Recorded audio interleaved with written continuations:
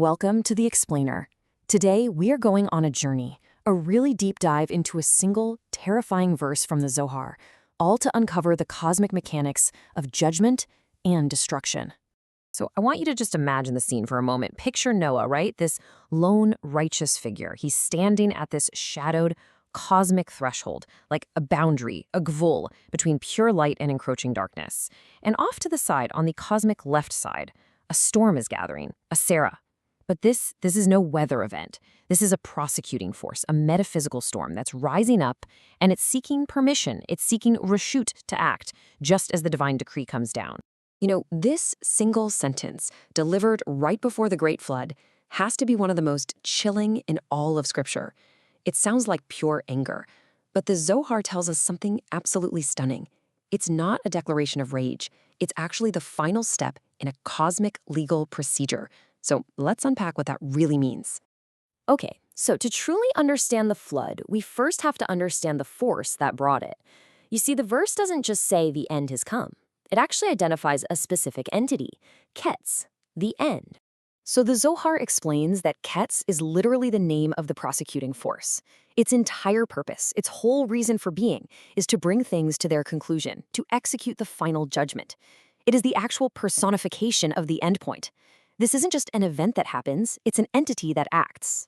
Now think about how this reframes the whole story. The flood wasn't just rain, it was the world literally being handed over to this pre-existing, designated force of termination. And notice how specific the verse is. Its domain is all flesh. Why? Well, the Zohar explains that its hunger, its desire, is for the physical body, not the soul. While the soul ascends, the flesh is what's given over to this power. But that leads to the really critical question, how in the world does a force like this get activated in the first place? Well, the key, the absolute key to the entire process is hiding in the next two words of the verse. This is the moment where the entire narrative shifts from what looks like raw power to something more like meticulous procedure. The phrase ba lefanai, has come before me, is pure, unadulterated legal terminology. The Zohar is emphatic on this point. Destruction is never arbitrary. Even Ketz, the end itself, cannot act without authorization. It has to enter the divine court, the Beit Din Shama'Allah, and it has to make its case. It has to present its argument for why termination is now necessary. And this means the fate of the world wasn't sealed by some fit of divine pique. It was the result of a cosmic legal case where the evidence against humanity had become overwhelming. The Zohar says something incredible. It says the wicked of the world themselves draw it upon them. They effectively summon their own prosecutor. They create the very conditions that activate this force against them. This just illustrates the principle so brilliantly. The system requires a trigger. Humanity's actions, the verse says, for the earth was filled with violence. That served as the formal indictment. And this violence wasn't just, physical harm. It was a fundamental corruption of the system itself, a tearing of the spiritual fabric so severe that it forced the prosecutor to approach the bench. So, now let's look at the actual machinery behind this entire process. In Kabbalah, the universe is described as operating through 10 divine emanations, or sephirat. And the process of judgment isn't chaos, far from it. It's the precise, almost clockwork interaction of these fundamental cosmic forces. You see, the entire architecture of reality is held in a delicate balance between these two pillars. Pardes Romanim explains that the world was built with hesed, with loving kindness from the right side, but it requires din, judgment from the left side as its counterpart to give it structure and consequence. When that balance is lost, when the scales tip so overwhelmingly to one side, the system has to correct itself. And that force we've been talking about, Ketz, is the ultimate expression of the left side when it operates without the mitigating balance of the right. Okay, so let's break down this divine machinery. First, you have Gevurah, the Sephirah of severity. This is the source of Ketz, the raw power of judgment, of din. Think of it as the prosecutor. Next up, you have Tiferet, which is harmony. This is the judge, the central balancing point that has to weigh all the arguments of mercy and judgment before issuing a verdict.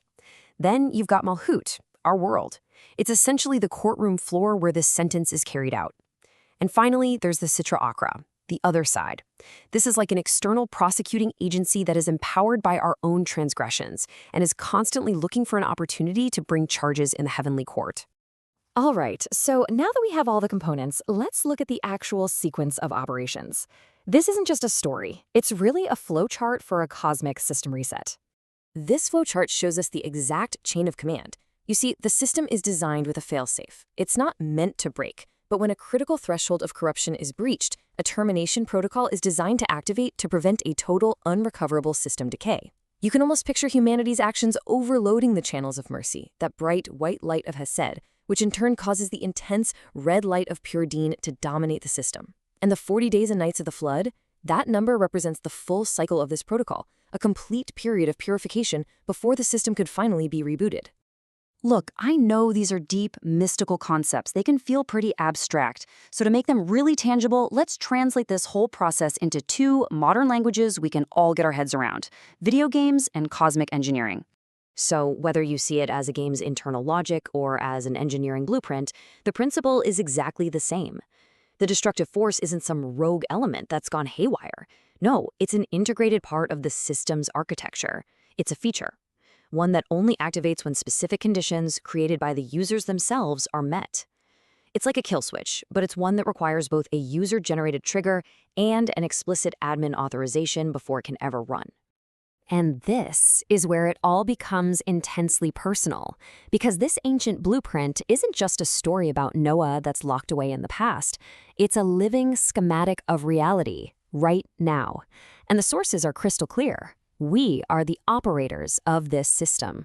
According to sources like Pardesh Ramonim, the entire balance of the supernal worlds, the upper worlds, is directly influenced by the deeds of those of us down below. We are not passive observers in this cosmic drama. We are actively weighting the scales between Hesed and Din with every single choice we make. Every action we take sends an impulse upward, either reinforcing the channels of bestowal and life or empowering the forces of limitation and judgment. So here's the crucial point. This system is designed to respond to us. The story of the flood is the ultimate cautionary tale. It shows us what happens when the collective input from humanity becomes so overwhelmingly negative that the system's only recourse is a hard reset.